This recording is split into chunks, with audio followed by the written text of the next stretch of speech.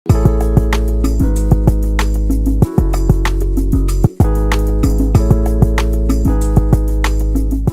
guys and welcome back to my channel, and for today's video is kalahating mukha na naman ang gagamitin natin. Ang meron lang ako ngayong makeup is yung sa Romand na Juicy Lip Tint. Wala rin akong primer, idediretso ko siya na BB cream, tas yung kabila tinted na sunscreen. Bagong ligo ako and malapit na kasi ako umalis. Ilagay ko na yung BB cream. Hands lang yung gagamitin ko. No primer to ah. Sa right side ko yung BB cream. Lagyan ko rin yung sa talukap. Gusto ko yung side ng may BB cream. Pati yung leg ko, kalahati lang din ilalagay ko. Mamaya mag-oxidize naman yan. But ganun, parang paubos na yung BB cream. Okay. So, ayan yung BB cream, guys.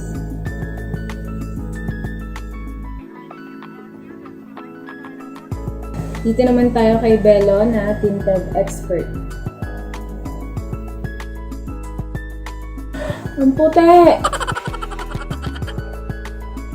Sabi kay Tone Expert, tone adapting daw yan.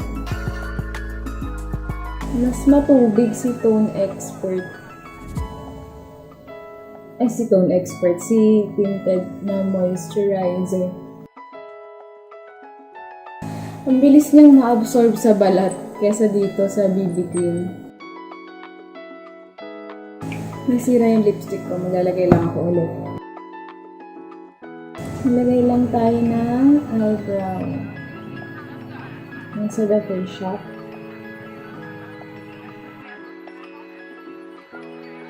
Set lang natin.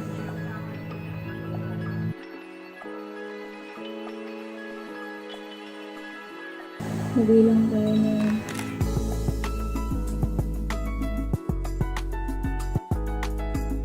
okay, so tapos na tayo sa ating makeup and medyo maputi lang yan dahil dun sa powder. Pero mamaya, i-absorb na yan ng skin ko and mag-oxidize na sila. Matetest talaga natin ngayong araw na to ang dalawang ito, yung BB cream tsaka yung tinted moisturizer, kung alin ang mas maganda at magtatagal. As you can see, hindi sila ganang nagko-cover up ng blemishes. Nakikita ko pa rin, visible lang sa naked eye yung mga acne marks ko. Pero, ano lang, parang glow effect lang sila. Tignan natin kung anong mas maganda between the two. So, mag-check na lang ako maya-maya. Patayin ko lang yung ilaw ko para makita niyo yung natural light, yung itsura sa natural lighting. Okay guys, yan yung itsura sa natural lighting. Medyo okay pa siya. Hindi naman ganun kaputi, diba? Mamaya mag-iitim pa yan. Hindi naman mag-itim, para mag-oxidize. So, yun. It's already 9:50 a.m. na. So, pupunta akong postal office and then after nun, meron akong pupuntahang interview sa Makati. Tapos after, saglit lang yun, babalik na ako agad dito sa bahay. So, ang daming commute na gagawin at ang daming paglalakad na gagawin. Balik na lang ako. 9:50 na ngayon.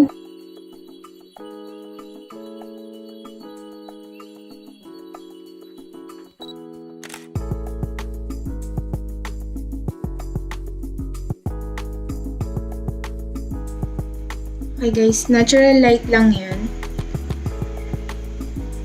Bigla akong nagkatigyawat sa side na to. Anong oras na? 5:39 PM na.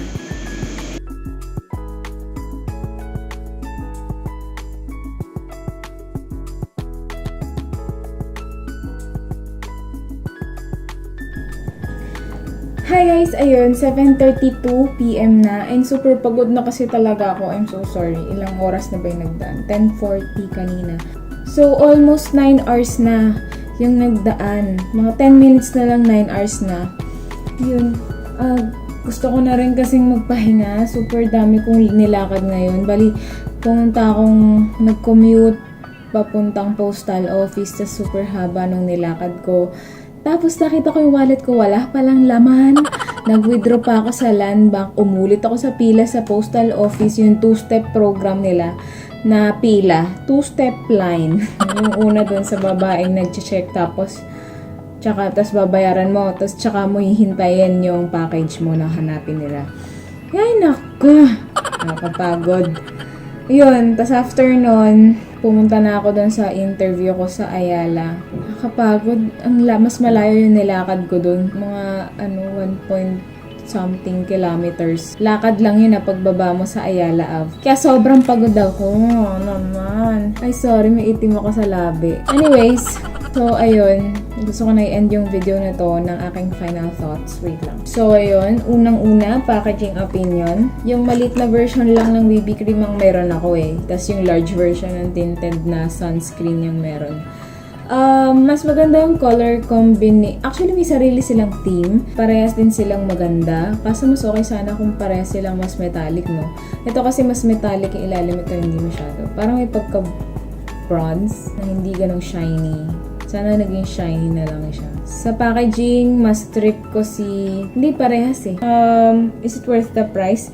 Ito, 449 pesos. Tapos, ganito kadami. Ano to, foundation? Medyo mahal siya. Para sa akin, medyo mahal siya. Kata sunscreen lang din kasi. Mahal ba talaga ang mga sunscreen? Hindi, medyo mahal siya. Nagkaroon lang ng tint eh. Ayun. Tapos, ito, 150. Ito, pwede pa to sa 150. Usually naman yung mga gel type na mga ganito, yung mga pang-acne din, mga 150 rin eh. Medyo mahal yung mga malalaking size, pero yung mga maliliit, okay lang siguro. So, bali, oily ako. Naging oily talaga ako all throughout the day. Dahil super dami kong nilakad. Anyway, speaking of oiliness, mag-blot tayo. 2 blotting sheet ang meron ako. So, wait lang. Unahin ko muna yung BB cream. BB cream muna tayo. Nagtatransfer talaga yung BB cream. Or baka yung powder lang yun. Yung powder na ginamit ko kanina. Oh my gosh, yung baba ko sobra. Alam niyo, nakapagpahinga na ako nito Pero pagod pa din ako. Pati talukap, i-blot natin. Ito yung sa BB cream. May transfer rin dito eh. Siguro yung yun. Yung powder nung Maybelline. So, ito na ngayon. Ito yung BB cream. Ito naman yung sa tinted sunscreen. So, agad na yun.